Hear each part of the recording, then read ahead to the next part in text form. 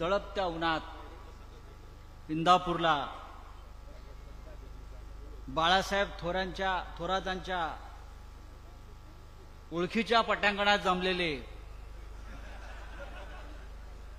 सर्व बांधवांनो, शेतकरी बांधवांनो,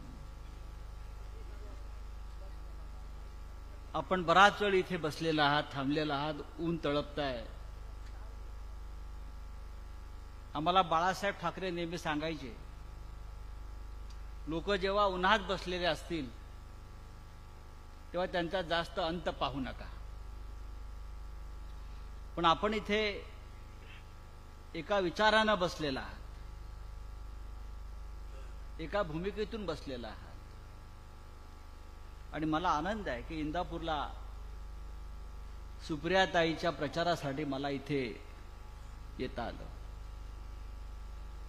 मगासपासून मी ऐकतोय आणि एक गोष्ट इथे स्पष्ट दिसतंय, जी रोहित दादानं सांगितली, सुप्रियाताईने सांगितली.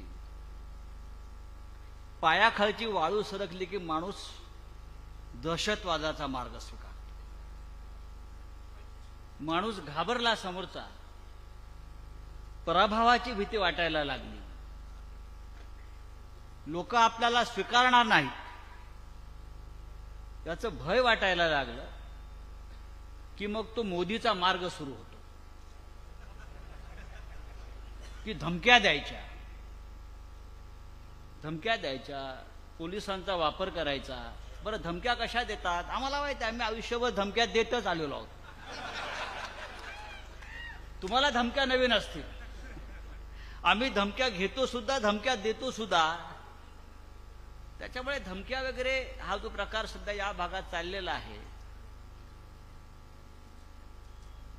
हा डरपोकपण आहे.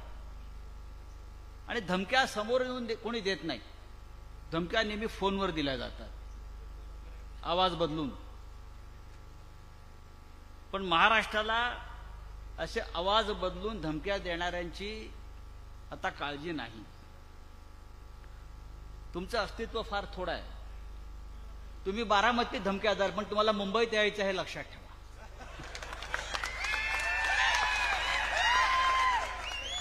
मुंबईला यायचं आहे, ठाण्याला यायचं आहे, रस्ता आमचाच आहे ना. कोणाला धमक्या देत आहे? पवार साहेबांच्या माणसांना धमक्या देत आहे की शिवसैनिकांना धमक्या देत आहे? कोणाला धमक्या देत आहे? धमक्या देऊ नका. आम्ही घाबरणारे लोकांना ही मर्दांची सभा आहे. नामर्द होते, डरपक होते, ते गेले पळून. या धमक्या, ते पोलीस स्टेशनला फोन, खोटे गुन्हे. आज सकाळी सुप्रियाताईचं मी मुंबईला एक भाषण वाचलं की त्या म्हणाल्या की मलाही भीती वाटते की मलाही अटक होईल. अटक करू शकतात. रोहित दादाला, युगेंद्रला अडवून सांगितलं जातंय की तुम्ही प्रचार करू नका. अरे, तुम्ही तुमच्यात हिंमत असेल तुम्ही तुमचा प्रचार करा आणि निवडून देऊन दाखवा बारामतीमध्ये. ही लढाई बारामतीची नाही, ही लढाई महाराष्ट्राची आहे. बारामतीमधली लढाई ही महाराष्ट्राची लढाई आहे, महाराष्ट्राच्या अस्मितेची लढाई आहे, महाराष्ट्राच्या स्वाभिमानाची लढाई आहे. ही फक्त पवार साहेबांची आणि सुप्रियाताईची लढाई नाही. आम्ही इथे वारंवार येतो आहोत. सुप्रियाताईच्या प्रचाराला आम्ही इथे फार कमी वेळा आलो याआधी. आम्हाला माहिती आहे की इथे प्रचाराची गरज नाही, आताही नाही प्रचाराची गरज. पण ही तुमची दादागिरी, हा तुमचा दहशतवाद, या तुमच्या धमक्या, आणि बारामतीचं कोणी गुजरात करू पाहत असेल तर इथे शिवसेनेचा भगवा झेंडा ठामपणे उभा राहील. आणि मगाशी जे आपण सांगितलं की आमच्याशी लढताय गुजरात, आमचं गुजरातशी भांडण नाही. गुजराती जनता, गुजराती व्यापारी असतील, सगळे मी एकत्र मुंबई, महाराष्ट्र, देशात काम करतो. पण सध्या जी वृत्ती आहे त्या वृत्तीला कुठेतरी हा पायबंद घातला पाहिजे. माणूस राजकारणातला विकासावर बोलतो, विकासावर मत मागतो, आपण केलेल्या कामावर मत मागतो. धमक्या देऊन जे मतं मागतात त्यांनी गेल्या काही वर्षात विकास केला नाही, याचा मी हा त्याचा सरळ अर्थ आहे. तुम्हाला धमक्या द्यायची वेळ काय येते याचं कारण लोक तुमच्या बरोबर नाहीये, हे लक्षात घ्या. देवेंद्र फडणवीस तुमच्या सगळ्यांचे नेते,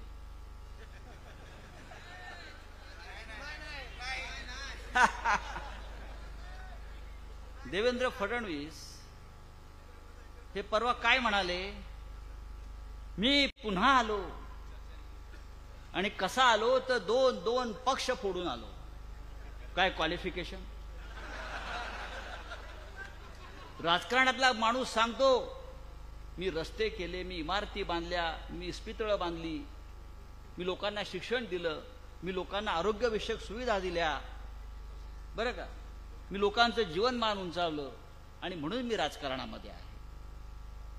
पण हे महाशय म्हणतात मी आलो, दोन पक्ष फोडून आलो. मी त्यांना सांगू इच्छितो 4 महिन्यांनी देशातलं सरकार बदलणार आहे.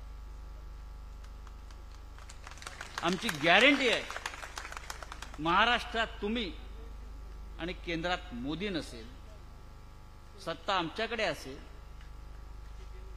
तुम्ही पक्ष फोडले ते ईडी आणि सीबीआयच्या दहशतीवर फोडले. ही यंत्रणा उद्या आमच्या हातामध्ये येणार आहे. तुमचा पक्ष शिल्लक राहतोय का पहा.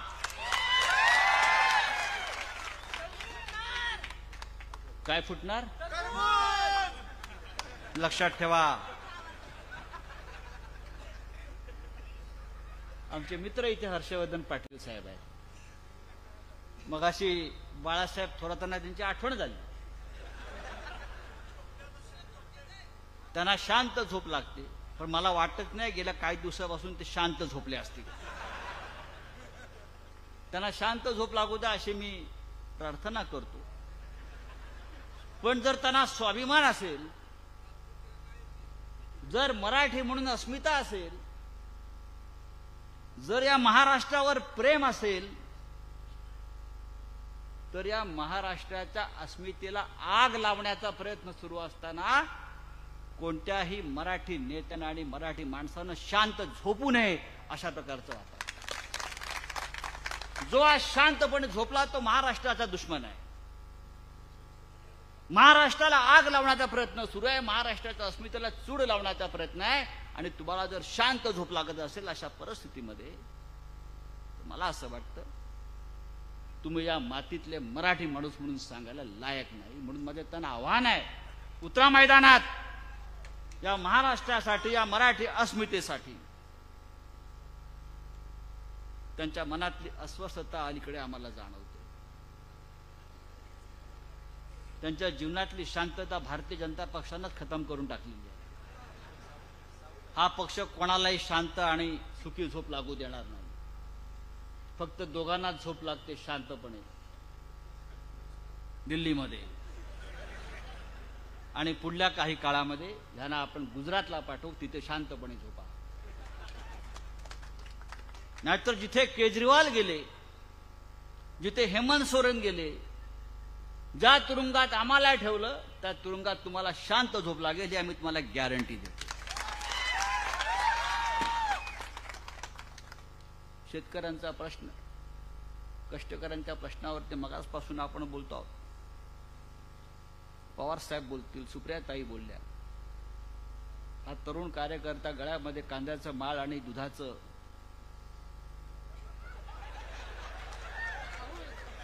राहुल, आम्ही रेड्याचंही दूध काढू शकतो, लक्षात घ्या. भाव कोणाला आहे? कांद्याला भाव नाही, दुधाला भाव नाही, काहीच भाव नाही. भाव कोणाला? भाव गद्दार आमदाराला आहे, भाव गद्दार खासदाराला आहे. 50 कोटी, 100 कोटी त्यांना भाव आहे.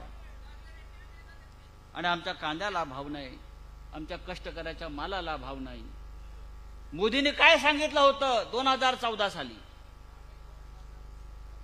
नाही तो खातोच आहे. मोदींनी सांगितलं होतं की शेतकऱ्यांचं उत्पन्न आम्ही डबल करू. 2014 साली नरेंद्र मोदी म्हणत होते कि किसानों की आमदनी मैं डबल कर दूंगा.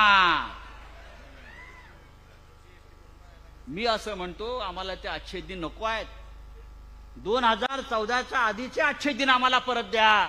तुमचे अच्छे दिन आम्हाला नको आहे. आणि त्यासाठी ही लढाई आहे. मित्रांनो, या महाराष्ट्रामध्ये महाविकास आघाडी मजबूतीने पुढे चाललेली आहे. कोणाला वाटत असेल, मग शिवसेनेतल्या असतील, काँग्रेस पक्षातल्या असतील, राष्ट्रवादी काँग्रेस पक्षातले असतील, की आम्ही गेल्यामुळे यांचा प्रवास थांबला, राजकारण थांबलं, सगळं काही अडलं, असं नाहीये. अजित पवार गेल्यामुळे झाडाचं पाणी हललं नाही. एकनाथ शिंदे गेल्यामुळे शिवसेना अधिक मजबूत झाली. आणि अशोक चव्हाण गेल्यामुळे आदर्श टॉवर काय खाली आला नाही, तो तसाच आहे. आणि प्रभू श्रीरामाचं मंदिर जे शिवसेनेमुळे निर्माण झालं अयोध्येत, त्याची प्राण प्रतिष्ठा नरेंद्र मोदीने केली तिकडे जाऊन. तो राम काय तुम्हाला मतं देणार नाही, अशा प्रकारचं वातावरण या देशामध्ये. मी इतकंच सांगेन, या विश्वात रामकृष्णही आले गेले, तयाविना जगना अडले. कुणी सदोदित सुतक धरले, मग काय अटकले मज शिवाय. हे अजित पवारांना सांगा कोणीतरी.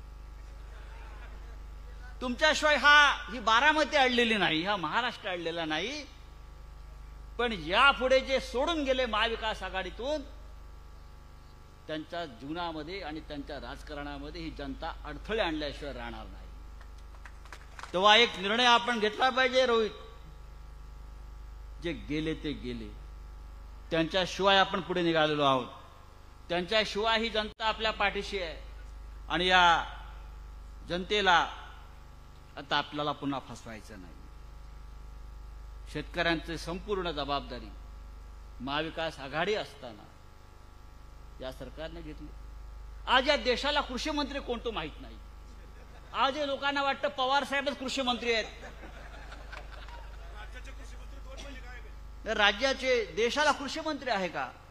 आज मला अजूनही आठवत आहे, त्या काळामध्ये पवार साहेबांनी 71,000 कोटीचं कर्ज पवार साहेबांनी कृषी मंत्री असताना माफ केलं. उद्धव ठाकरे मुख्यमंत्री झाले, महाविकास आघाडीच्या सरकारनं 2 लाखाचे कर्ज माफी केली होती. हे शेतकऱ्याला विसरता येणार नाही.